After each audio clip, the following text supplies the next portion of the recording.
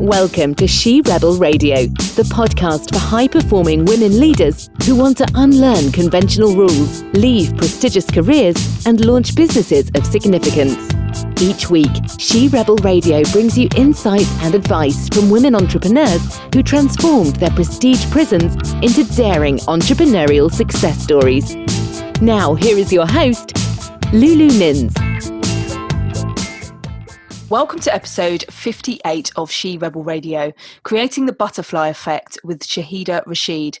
Shahida is a sales coach and founder of the Butterfly Charity, which supports women in rural Bangladesh to thrive. She is also the author of Happiness Within, a book written for Muslim women about how they can start to put themselves first. Shahida is also the network manager of the Mumpreneurs in Brighton. She exudes so much positive energy and believes in leaving the world in a better place than she found it. It's amazing to have you here, Shahida, today. How are you doing? Hello, Lulu. Oh my gosh, what a lovely intro. Oh, thank you. It's all you, darling, all you. Thank you. No, that's lovely. I'm doing really well. It's such a beautiful day as well today. So, yeah, I know. Before we hit record, it's totally overcast in Cornwall. Can't even see the sea, but that's part of living down here. I'm so excited to be on your podcast. I love your radio. Thank you. Yeah, big welcome to She Rebel Radio. And I would love to kick off with you starting the Butterfly Charity, which I believe launched this year in 2020. That's a charity which empowers women in rural Bangladesh to thrive. What prompted you to start the charity? Well, do you know what, Hunt? Basically, what happened was I went through a period of depression, and that was actually the beginning of the whole charity. So the charity kind of helped me come out of depression. And I'll tell you a little story about that. Now, sometimes when we focus on the negatives, it expands. Yeah. But when we focus on the positives, that expands as well. Yeah. So by me focusing on someone else, I slowly forgot about my own pain. And what I did at the time was this was back in 2018, I was going through like a period of really difficult time in my personal life.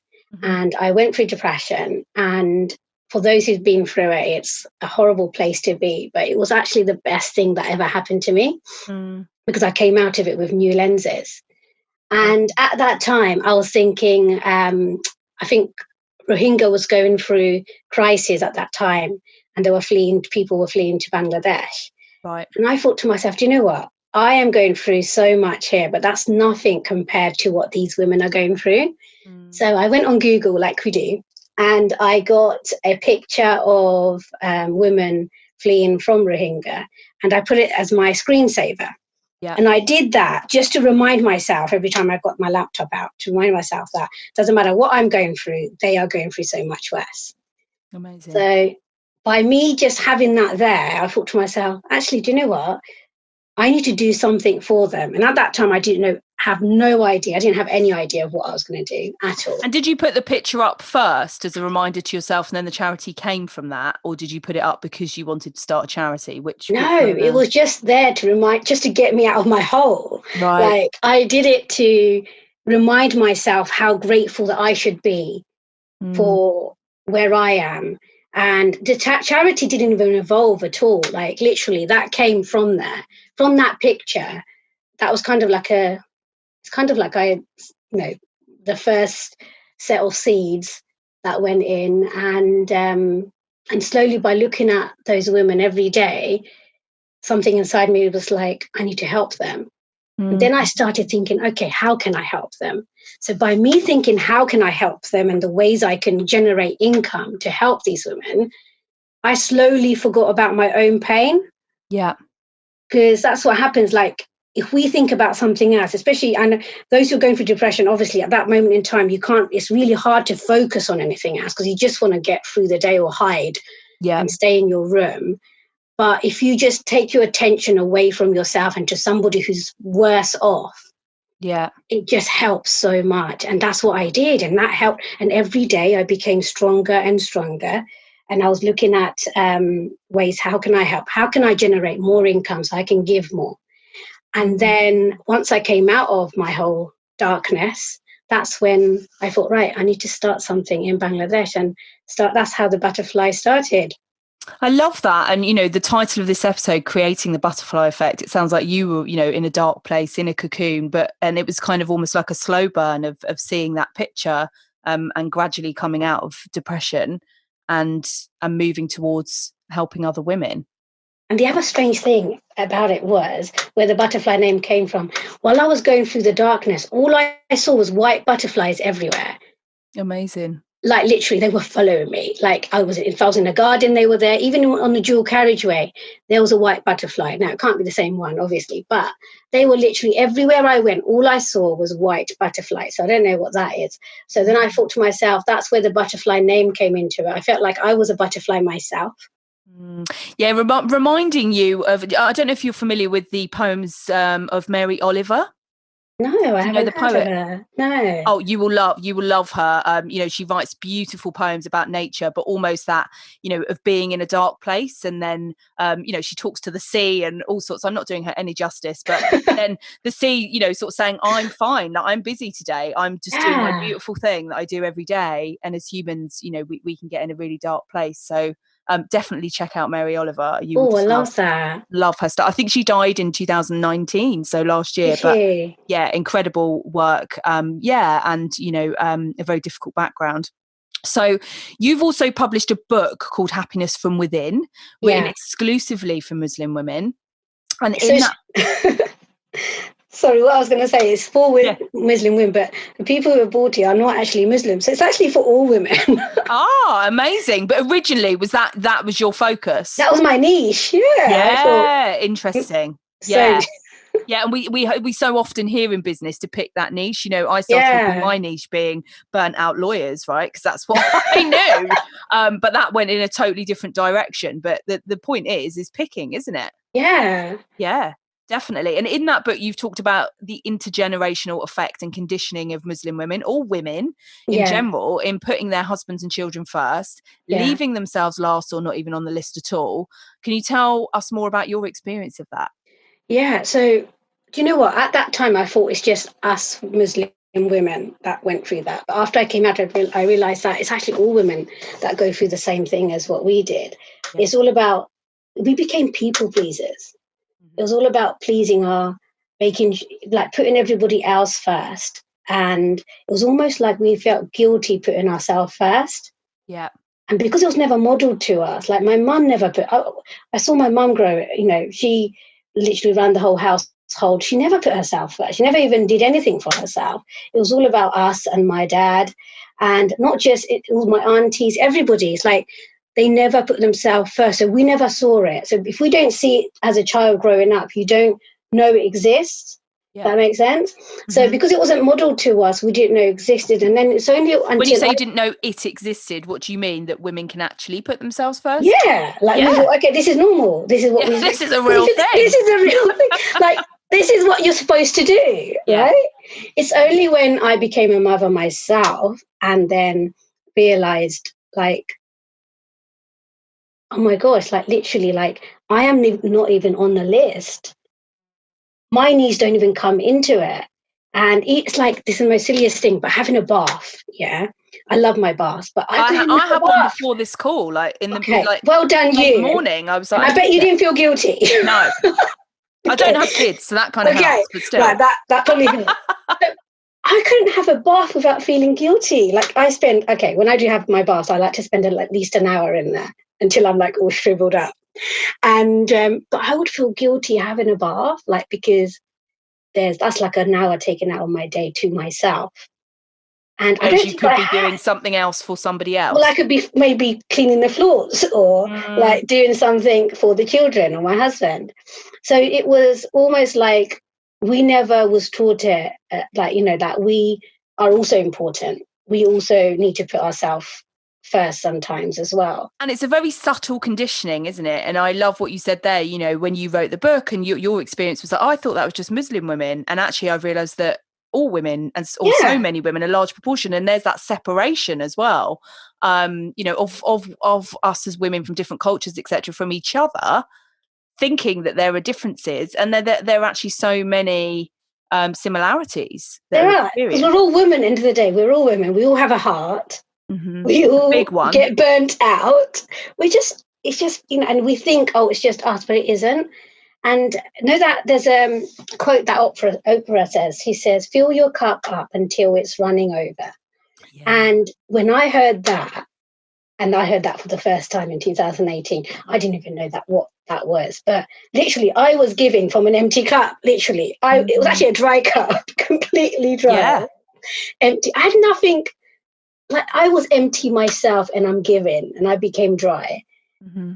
And when I heard that quote, I'm like, oh my gosh, she's so right.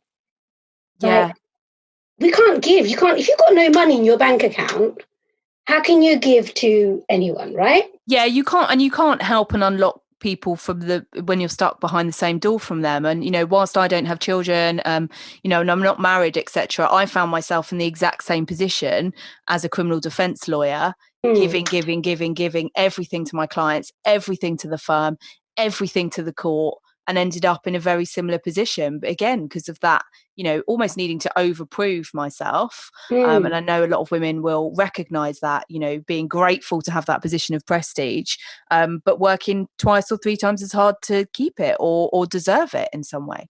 And you go home and you're probably exhausted by the end of it. Mm-hmm. And it's like you're kind of living on autopilot. Yeah. And what is your understanding? Why do you think us as women have that conditioning to do that, to put people first? I think it's because of our upbringing. Mm-hmm. I think some people are blessed and maybe their parents shown them a different way of doing things. But I think it's the whole people-pleasing effect that we go through. Always trying to please other people or what other people will think. We always think that. What are they going to think? And that sometimes takes over. And we don't see it. As in, I think I've got a daughter who's 8 years old now, and I model it to her as much as I can because I want her to know that unless she's happy, she can't make anyone else happy. Yeah. Yeah. And it's so interesting, this conversation in terms of, the She Rebel Radio listeners recognizing that can happen, within your personal relationships. It can happen within the work that you're doing, and really to recognize that subtle conditioning we have as women. It can be from parents, it can be from society in general, that's what we, do, is that self-sacrifice. So why do women need to put themselves first or higher up on the list? What, in your experience, can we really create from that place when we, as you say, overfill our cup and give from there instead of the empty one? Do you know what? I think it all needs to start from loving yourself. Mm-hmm. Until you love yourself, you can't move forward. And I think that's the secret sauce to life, is finding happiness in yourself, loving yourself. And that means, girls, loving all your imperfections, your fat hips, your big fat toes, your whatever it is that you hate about yourself. Let's love yourself. And I had to do that. I had to love every part of Shahida. Yeah. Even the parts. And I was never taught to love myself. Like, no one tells you these things growing up. No, and it's so interesting. Again, as women, we're so often trying to change things. But when we change that narrative, I did that relatively recently, this last year or so, of like, oh, what if I could just love that I've got a bit of a belly? What if I could just love that instead of, oh, I really need to do X, Y, Z. And a lot of us are feeling that a little bit more after lockdown. And the eating, etc. So what if we could love that? And what other tips have you got for, because as women, again, we can go, oh, love myself, I've heard it all before, that's great, but I haven't got time, or it's a bit, it's a practice though, hon. It doesn't happen straight away. You gotta take baby steps, and it's not going to happen overnight. You got to start loving yourself every day for the person you are. And do you know what? It starts with gratitude. It starts with being grateful for your body, yourself, your organs, your faculties. And once we're grateful, it's even in, gratitude is such a thing. It's in all the religions. It's like a scientific fact, isn't it? When you're grateful, you get more. Yeah. What you appreciates. Yeah. And it does. And guess what? When you're grateful for the way you look, the way you are, the way you were created to be. Once you start loving yourself, I know it's hard. First, you've got to pretend, by the way. Right, This is how you do it when you look in the mirror. This is what I do. I say, when I look in the mirror, I say, Alhamdulillah. And I say, Alhamdulillah, I'm so grateful for my beauty. Okay, now at first, that was clearly. Did you feel silly? that was silly and a lie, but I said it. Okay. So you got to say it. Just say it. And then slowly, after a couple of days, after a couple of months, when you look in the mirror, guess what, guys? You will see beauty. You will actually find beauty in yourself. And you'll be like, damn, I actually do look good. I am hot. I am hot. And I'm telling you, it works. But at the beginning, you're going to have to say those things. And it's maybe a lie. You may think it's a lie, but just say it. Know that thing that about fake it until you make it? It's a bit like that. You're going to have to say that to yourself. And do you know what? It's what you say to yourself. That's what feeds into your head. So you need to say, I'm beautiful. I'm worthy. I'm enough. And by saying all these things about yourself, you're going to have to be your own cheerleader, girls. You really do. No, we don't need no one else to give us approval of how beautiful we are. We don't need no one to tell us how wonderful we are. We have to be our own cheerleader. But again, we're so conditioned as women, aren't we, to outsource that approval and validation. It's part of my 3 keys to self-actualization is that self-authorization, which includes validation. But again, as women, we're really taught to validate outside of ourselves and to have other people tell us we're beautiful. Although, as we know, when we do this work, it starts to reflect back to you. And actually, you hear it more from other people. Yeah. And again, it goes back to our upbringing. It's changing our paradigm. And that's what we need to do. Like, we can change at any time. You just have to decide today. Today's the day you're going to change. You don't have to say Monday, not Monday, today. She Rebel Friday. It's always a day to change.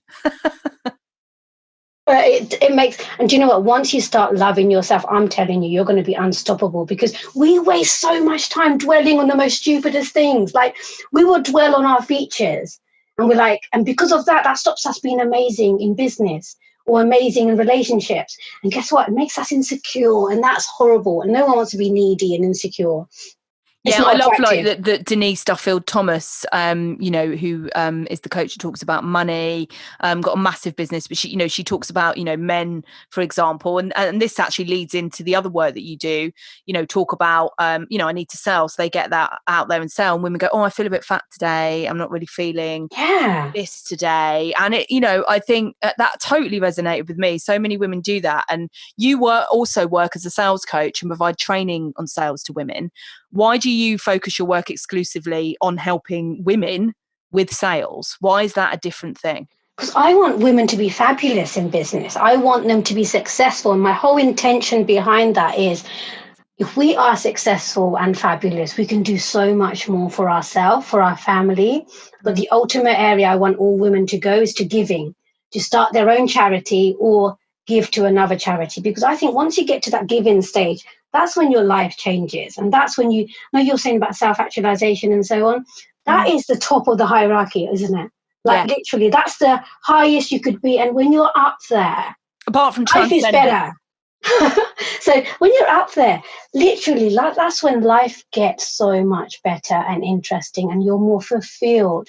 When you give, it's just that feeling is just amazing on its own. And obviously, you can't give from an empty cup. Which is why what do women struggle with sales in your experience? Do you know what? I think it's they shy away from sales because they think they don't want to be pushy, they don't want to be sleazy, they don't want to be that car salesman type people. And that's what it puts people off and it puts women off as well. And not only that, I work on mindset and sales training because they go hand in hand. Yeah. Because again, everything goes back to our upbringing. If you look at every single thing, relationships, money, everything, even in sales, like what were we taught when we were younger? Like, it's so true. It's so true. Yeah. Like I grew up a lot, on market stalls and stuff because my parents sell music.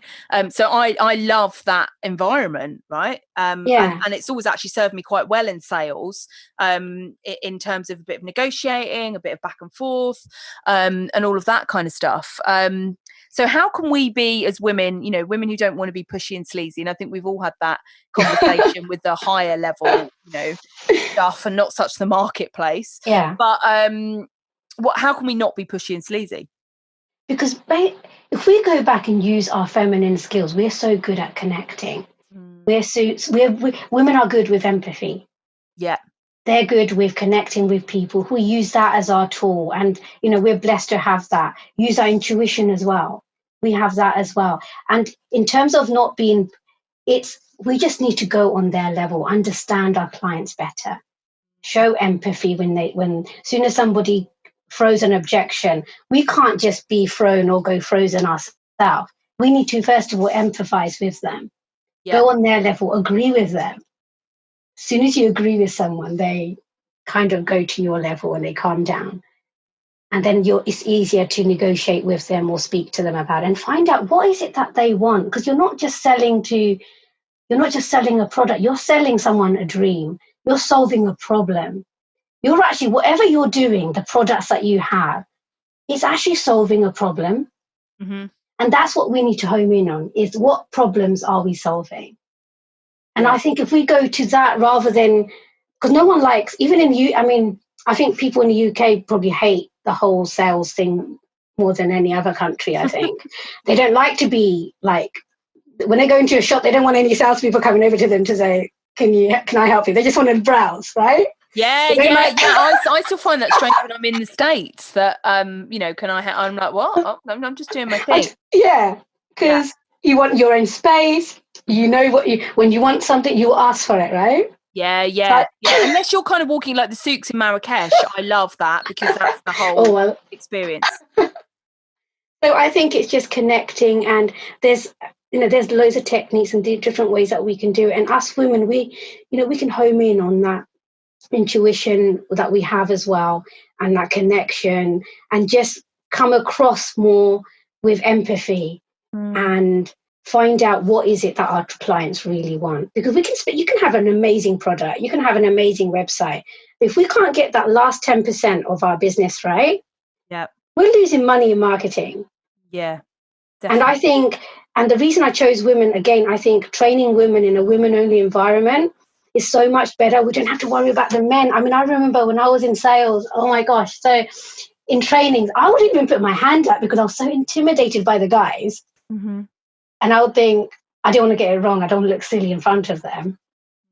But having a training with just women only, we can just be ourselves. We can make mistakes. And why do you think you felt like that you weren't so willing to make a mistake with guys there? Yeah, because it's embarrassing and you don't want them to think you're stupid. Mm-hmm. And it all goes back to worrying what they think, which is a massive thing that we need to just get rid of in our head is, again, who cares what people think? And so much, I often say, in terms of the business world and stuff, women, have squeezed ourselves to fit into the world. And, it's almost, it's like when we talk about imposter syndrome, is it surprising that women experience that? Because we kind of are an imposter in that, we had to fight to be people to enter the legal profession, etc. So the knock-on effect of that is a real thing.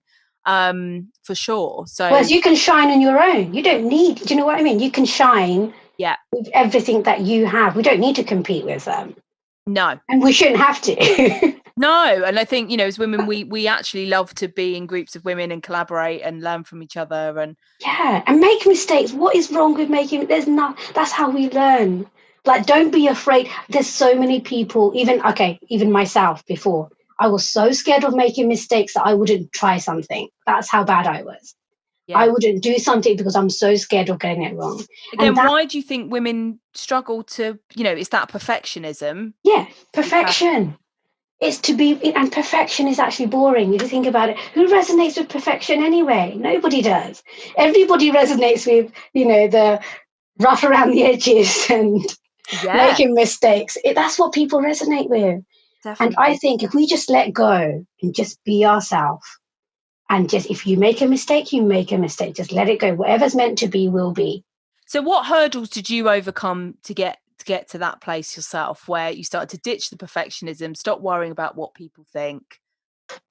Do you know what? For me, the biggest thing was knowing that I was enough. That I was enough for me. And that was the most hardest thing because no one ever said that to me, that you are enough. I had to learn that myself. And how did you learn that yourself? It's self-love. It all starts with finding. It's after I only found, by the way, this is like, it's not like I found happiness throughout my life. I only literally found happiness from within myself from 2018 until now. And before that, I was literally a people pleaser.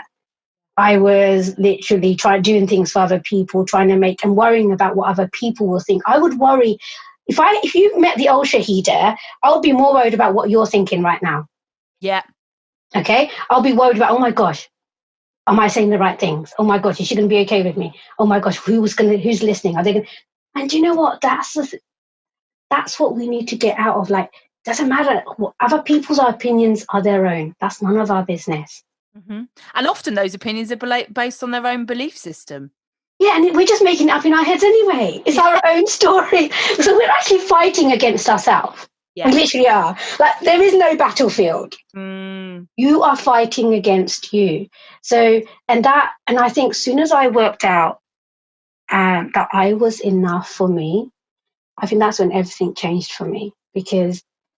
And also as soon as I ditched what people will think, because in my culture, that's a massive thing, by the way. Like, my mum would always say, don't do this, what will people think? Don't wear this, what will people think? What will the thingies think? And it's always about, and I literally hate that sentence, what will people think? That was a narrative for you. All I heard is that. And I'm like, why are we always worrying about what other people think? And obviously... What did you replace that with what people think? What will people... What, back then or now? Well, now, what's the replacement? Now, I don't even... You can unlearn it, but it's about, when we leave it with an empty space, it's a bit like, what can the brain attach to instead? Okay, so now that isn't even in my thought process at all. But then, as in for me to grow into that phase where I am now, I used to say to myself, okay, do you know what? That's their opinion. Whatever their opinion, I can't control. I should only focus on what I can control, right? So what you think of me, I can't control that. But what I think of you, I can control. Exactly. And I love that. There's the reframe. What do I think? Yeah. Not what they think. What do I think? Exactly. And you're allowed to have your own opinions, which is fine. And we have to agree to disagree or so on. That's your space. Yeah. And I respect that. But it doesn't mean what you say is, 100% set in stone for me and that I have to take that. I have to go by what I think of myself. Yeah. So can you tell us more about the women you support at the Butterfly Charity? We'd love to be a platform here at She Rebel Radio to hear more of their stories and how we and the listeners can help. Yeah, no, definitely. So I went in February this year to Bangladesh. I spent 1 week. It was a jam-packed 1 week. And we helped women with, so we provided sewing machines so they could start their own little business, tailoring business. Because don't forget, there it's very rural. Yeah. It's not like technology or anything like that. We're looking at the rural villages where women don't even work. Yeah. And they're not even, a lot of places they don't, it's the men that do the work. Women are the homemakers. They're there to look after the family and the children.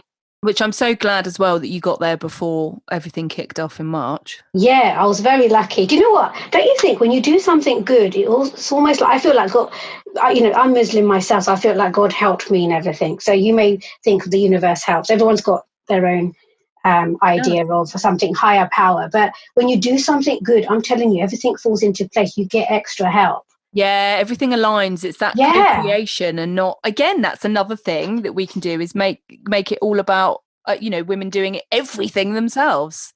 Yeah, and you can have it all. No, that's saying you can't have your cake and eat it. Why not? Yeah, I replace that with I'm going to be the girl with 2 cakes. I love that. 2 yummy cakes. Yes, no, definitely.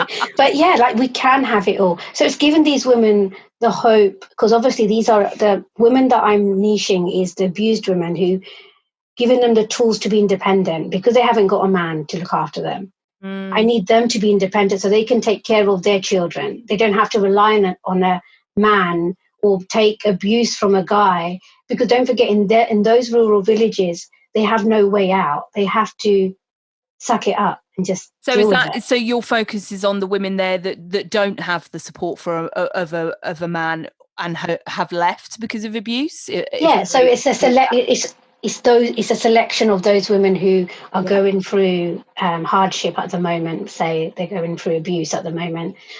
Or they've got husbands, no husbands, or they're divorcees, or their husbands passed away. It's the most vulnerable women. They're the ones that we're dealing with, and we're just giving them a hope really to live a better life for their children. And the women who can't do any work, and maybe they've got a baby and they can't actually go out and do a tailoring business, we're providing them with rickshaws so they can rent it out to the men, and then they can get a regular daily income. Yeah.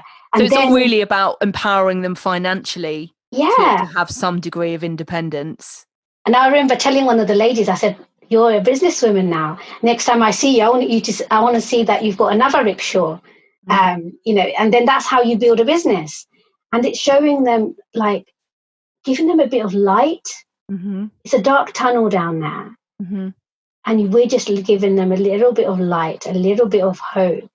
And I think if we can think about others in life and show light to others, I think the world will be a better place. Yeah, exactly. One light at a time. That's all it takes, for sure.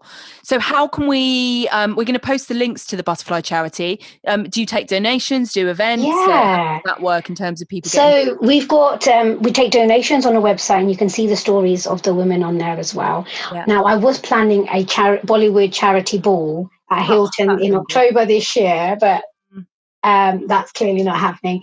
Maybe that will happen next year. We just don't know at the moment with things going. So what I'm doing instead is I'm doing a charity podcast where we promote businesses. So if anybody's interested in promoting their business in a friendly way, and then what we do is we share that podcast on all our social medias as well, platforms. Please get in touch. And all we ask is a donation of your choice to the Butterfly charity. And there's other things as well that I'm collaborating with other women as well into raising money for the charity in a different way. Since everything's changed now, it's like trying to be more creative in how we raise money. Yeah, definitely. And massive congratulations for launching the charity despite everything that was going on. And it's been quite amazing. Pardon? Thank you. No, that means a lot. It's been amazing to hear the stories of the women that you support. So for those women who are listening as well, and to round this interview up, what are your 3 top tips for women who are wanting to create their own butterfly effect? Okay, first of all, everyone needs to know that they are enough. And if they don't know, they need to work on themselves. I would say, try and find happiness in yourself. Love everything about you. If we don't, that's where the foundation is. And if you don't start from there, you can't go anywhere else. Yeah, thank you, Shahida, for sharing that, because so often I see, and I have women coming to me for coaching support who are so intent on fixing the world outside themselves without doing the internal work. It does not work. It does not work. It doesn't. And we become, you attract people into your life. And we were talking about that just before you hit the record button. We literally do. We are a mirror. We literally are a mirror. So if you're not healed inside and you've got all these insecurities about yourself, you're going to attract those types of people in your life. And that goes with, once you conquer the bit about yourself, I'm telling you, everything else just aligns. It really does. Because you will attract the right people in your life. That goes with relationships. That goes with your husband, spouse. It goes with your children. It goes with your business. Everything aligns. And it's all about us as a loving and knowing that we are enough for ourselves, and that we don't need anyone else's praise, or we don't need anyone else to pump us up. We are our own cheerleader. We are enough for ourselves. So I'll say start on that. Secondly, we don't need to know how to do stuff. Like the Butterfly charity, I didn't even know existed in 2018. Yeah. You just have to have an idea, a dream. That's it. All you need is a dream. Don't worry about how you're going to do it. I didn't know how the coaching business, training women, the book, none of this existed, by the way. I didn't even know how to do anything. All I had was a dream. Yeah, I love that. So at the moment I'm hearing do the internal work, be your own cheerleader, ditch the house. And finally go for it. Believe in yourself and know that you can do it. That's my final one. Because if you don't believe, no one else is going to believe. Okay, so you have to believe in yourself 100%. Whatever you feed into yourself, that is what the outcome's going to be. If you know you're going to do it, it's going to happen. If you think, oh no, I can't do it, it's not going to happen. So you're going to have to self-feed yourself every day and believe that you can achieve it. And I promise you, once you do those 3 things, you'll be unstoppable. Amazing. So what is next for you, Shahida, and the Butterfly Charity? So we are planning to do an emergency shelter for these women by buying land, and that's what the charity ball money was going to be used for. So buying land and having an emergency shelter, so the abused women and the sexually abused women as well can go there for emergency.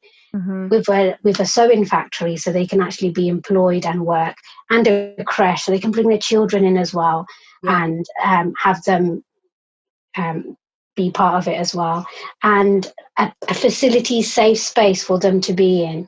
So that was our plan going forward. We're still aiming for that, and we want to go international. I mean, Bangladesh is where I started because that's where I'm from. I'm a Bangladeshi Muslim, and I would like to go to other third world countries as well. So Africa is my next one, because ever since I've been seeing those adverts on TV since I was a little girl, I'm like, I need to help those people as well. So Africa is next on my list as well. So I'd like to go global. That's where our vision is. Oh, incredible, Shahida. Such an incredible soul. Amazing to have you on and sharing today. Thank you. I'm so pleased to be on your show and so grateful. Thank you so much. Pleasure. It's been amazing to have you. Okay, bye now. Have a lovely day, everybody. Thanks for listening to She Rebel Radio, the podcast for high-performing women leaders who want to unlearn conventional rules, leave prestigious careers, and launch businesses of significance. She Rebel Radio is executive produced and hosted by women's advocate and coach Lulu Mins. If you enjoyed this episode, make sure to subscribe so you never miss another episode. You can find Lulu Mins on Facebook and LinkedIn at Lulu Mins, and on Instagram at LuluMins_biz. Until next week, keep rebelling against the rules and designing success your way.